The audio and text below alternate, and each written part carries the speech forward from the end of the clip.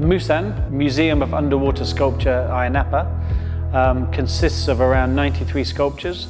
They're placed between 8 and 10 meters of depth in a beautiful crystal clear sandy substrate.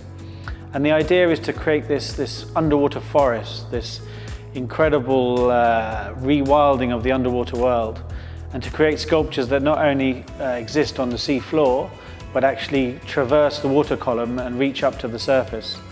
With the idea being that it creates this mythical experience, but also this very complex web for marine life to inhabit. This project started around 3 years ago. I was invited by the Department of Fisheries and the Mayor to come over and discuss the potential of making an underwater museum. And I spent the time looking at different sites, visiting some of the cultural destinations around the area. And then I returned back to England, and for the past 3 years we've been designing and constructing the park. We have around 93 sculptures for the museum. These are a range of different forms, from figurative works to trees to hybrid sculptures. It's been quite a challenge making these works. They've obviously taken quite some time. They're also extremely heavy, over 250 tons in total. And they're a new proposition for me, because they're actually taking works that are not only very heavy and fixed to the sea floor, but also works that float and actually move within the current. So it's been quite an interesting project, quite exciting seeing how it's developed over time. And I hope to be able to sort of create this almost like otherworldly experience under the waves, where people can start at one point of the museum and they go on a tour through all the different sculptures, visiting them each sequentially, and then exploring this sort of underwater forest. We've also had to transport over 250 tons of sculptures from a marina to the sea floor, so it's been quite a challenge being able to move all these different units, over 93 in total, and actually secure them in the right order and the right sequence underwater to create this experience. So the positioning of the museum, it's only around a couple hundred meters from the shoreline. It's protected by a headland, and the idea is that it actually encourages divers, but also novice divers, free divers, and the aim is to have snorkeling there as well. So the idea is that people can explore it on a variety of different levels. The experience underwater starts with an entrance to the museum. There's then a series of sculptures that lead you into almost like an underwater forest. So it has a series of floating sculptures that almost resemble some of the kelp forests that you get in California. These works go from the sea floor up to around 8 meters. And then once you pass through these, you encounter a series of large oak trees that have a canopy that interlocks with each other. And visitors can actually pass through the canopy or above the canopy. And it's hoped over time that these artworks will actually aggregate large fish populations, that all the works will change and be colonized. And so it's not just an exploration of artwork, it's also an exploration of nature.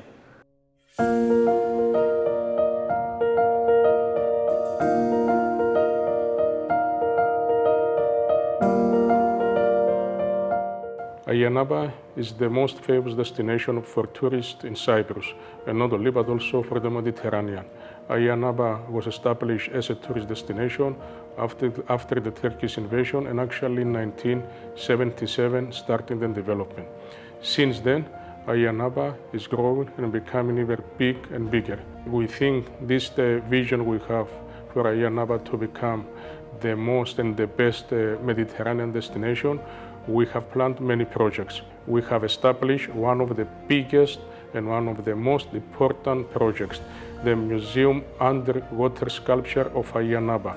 One project which is aiming to put the whole Cyprus and Ayia, Napa on the tourist map for diving, and not only, but also attracting different people with different interests, which they are aiming to experience and see something different instead of only enjoying the sun in Ayia, Napa. We think our target is also that people which they visit Ayia, Napa is to return back with a unique experience and the wish to come back to Ayia Napa again. As a mayor of Ayia Napa, I invite all families, individuals, divers, sea lovers to visit Ayia Napa and visit this unique museum. You will have a unique experience with many memories.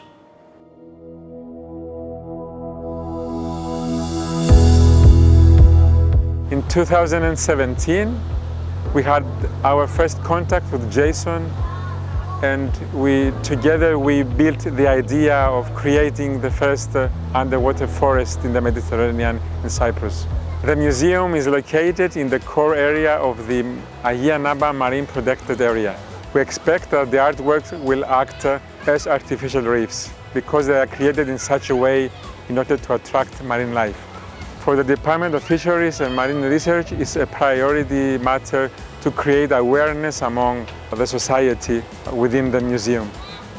The Department of Fisheries and Marine Research, we expect that in the years to come, the museum will attract a lot of people and will change people's attitude towards the protection of the marine environment. So it's a very good means to increase awareness among people about the sea.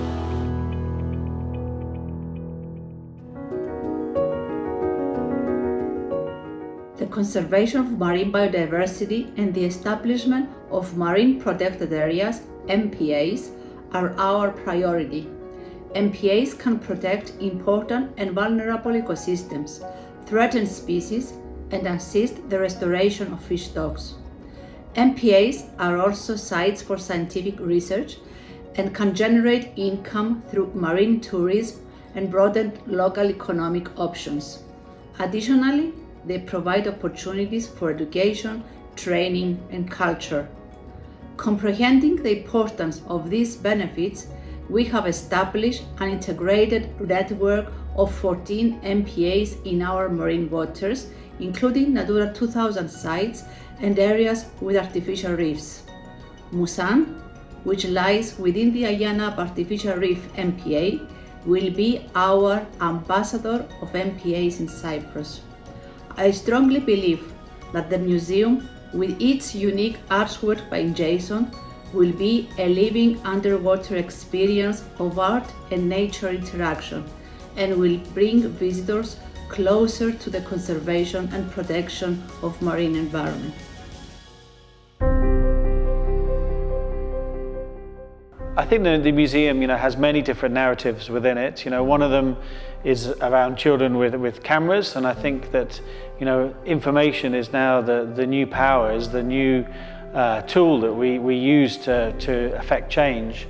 And so a lot of the works are actually holding cameras and pointing cameras at individuals, and it's about sort of inspiring people to watch what's going on, to hold people responsible for how our world is changing, and to try and affect a better outcome. They're all made from materials that are designed for the harsh saltwater environment. So a lot of the floating elements are made from a high-grade marine stainless steel, and a lot of the cement elements are made from a pH-neutral concrete that promotes underwater life. The museum is about changing how we relate to our underwater spaces. So just by calling it a museum, we're changing our value system, and we're creating a space where we need to conserve things, where we need to use the objects within it to educate people. And these are important values that are very different from other tourist attractions. It's a space where you not only get to appreciate art, but you also get to understand about the natural environment. But this project is not only about rewilding the ocean, it's also about creating an experience that enables people to fall in love with the marine world again.